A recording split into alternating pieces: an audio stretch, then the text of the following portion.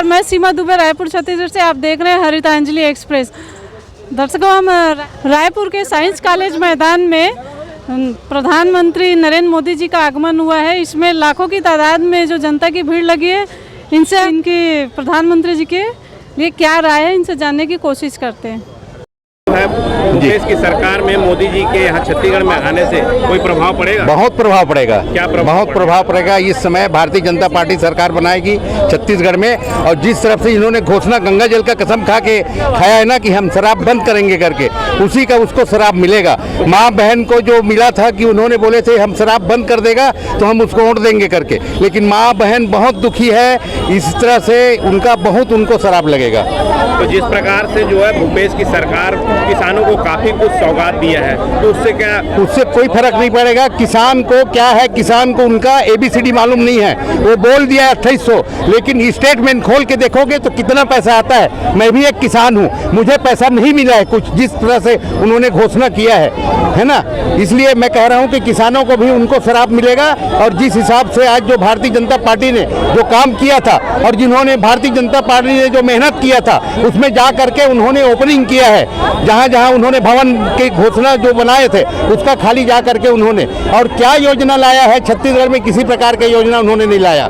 जिस तरह से भारतीय जनता पार्टी की सरकार और मोदी के रहते आज हमारे हिंदुत्व राष्ट्र का यानी जो हुआ है, और भारत में पूरे दुनिया में भारत का नाम जो रोशन हो रहा है, उस हिसाब से मोदी जी को बहुत कर्नाटक में जिस प्रकार की कांग्रेस को जीत हुई है जी, उसको लेकर के, क्योंकि अब छत्तीसगढ़ में दूसरा सबसे बड़ा राज्य और जो जीत हासिल हुई है कांग्रेस को हुई थी पिछले चुनाव में जी, उसको लेकर के भारतीय जनता पार्टी कहीं ना कहीं भयभीत नजर आ रही है, जिसके कारण से नरेंद्र मोदी जी को यहाँ बुलाना पड़ा। नहीं, ऐसी कोई बात नहीं है। बदलने की बात हो रही है। नहीं, ऐसी कोई बात नहीं, ऐसी कोई बात नहीं है। कर्नाटक की बात अलग थी। कर्नाटक में प्रत्येक लोगों को नोट दिया गया है, तब उन्होंने वोट दिया है। और यहाँ छत्तीसगढ़ में ऐसा नहीं है कि छत्तीसगढ़ के लोग अच्छी तरह से उनको सबक सिखाएंगे। इस समय जी आपकी ओर आ रहे हैं जी।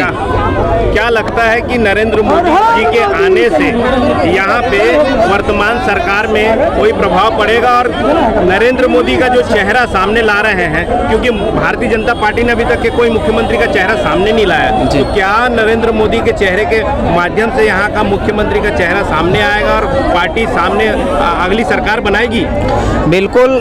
अपने यहाँ छत्तीसगढ़ में हालांकि भाजपा अभी कोई CM का चेहरा पेश नहीं किए हैं, मगर जो अपने CM है भूपेश बघेल, उनका चेहरा सामने आ गया है। जो आज दलाली छत्तीसगढ़ के जनता का जो पैसा है उनका दलाली खा रहे हैं। आज छत्तीसगढ़ में 2000 करोड़ का शराब घोटाला। और तो और मैं भूपेश बघेल जी को पूछना चाहता हूं कि ऐसा एक योजना बताओ जो आपका योजना दीर्घकालिक हो और जनता के हित में हो। आज हमको हमारे बीच में पीठ थपथपाते हैं कि नरवा गरवा घुरवा बारी।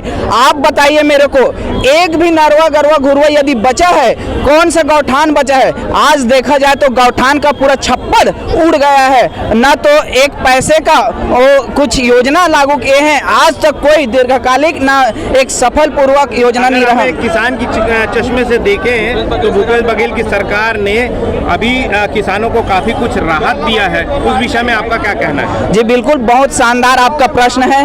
भूपेश बघेल जो आज किसान हितैषी अपने आप को बता रहे हैं, यदि किसान हितैषी है तो मैं आपको बताना चाहता हूं और पूरे जनता को बताना चाहता हूं, किसान ऐसे बोरा की सूतरी तक उनको तकलीफ नहीं होती। आज किसान बोरा की सूतरी तक उनको लेने के लिए बहुत दिक्कत का सामना उठा रहे हैं। और आज गोबर का खाद का विषय ले रहे हैं 2 रुपए में, और उसको परेशान कर रहे हैं किसान को। जो खाद है, खाद की कीमत 10 रुपए और बोरे अनिवार्य कर दिए हैं, जिससे पूरे किसान बहुत परेशान है, क्योंकि उनके पास तो खाद है ऑलरेडी पहले से है, तो उनको और जबरदस्ती थोपने का जो कार्य कर रहे हैं भूपेश बघेल, ये बहुत ही एक निंदनीय कार्य है। और भूपेश बघेल इस तरह से उनका नियत साफ है, और हमारे छत्तीसगढ़ ऐसा स्वच्छ राजनीति है, और यहाँ जो घोटालेबाजी कर रहे हैं, 5 साल के राज है उनका, 4 साल में वास्तविकता दिखाई दे दी है। परिवर्तन की लहर दिख रही है। हाँ, मोदी जी का बहुत यहाँ सम्मान हुआ। चेहरा काम करेगा छत्तीसगढ़ के चुनाव में? जी हाँ, क्यों नहीं करेगा? जो अच्छा काम करेगा उसी का चुनाव काम करेगा। बघेल जी जो यहाँ अच्छा काम नहीं कर रहे हैं, कहाँ कर रहे हैं? कोई नहीं जो अपना अपना मर्जी से कर रहे हैं भैया, हमारा मर्जी कोई सुनेगा क्या? किसानों को तो बहुत ज्यादा सौगात दिए हैं, उसके बाद आप कह रहे हैं भूपेश बघेल जी कोई काम नहीं कर रहे हैं, ऐसा क्यों? नहीं, हम तो नहीं बोल रहे हैं कुछ भी ऐसा। छत्तीसगढ़ को 7,000 करोड़ रुपए से अधिक की परियोजनाओं का उपहार मिल रहा है। ये उपहार इंफ्रास्ट्रक्चर के लिए है, कनेक्टिविटी के लिए है।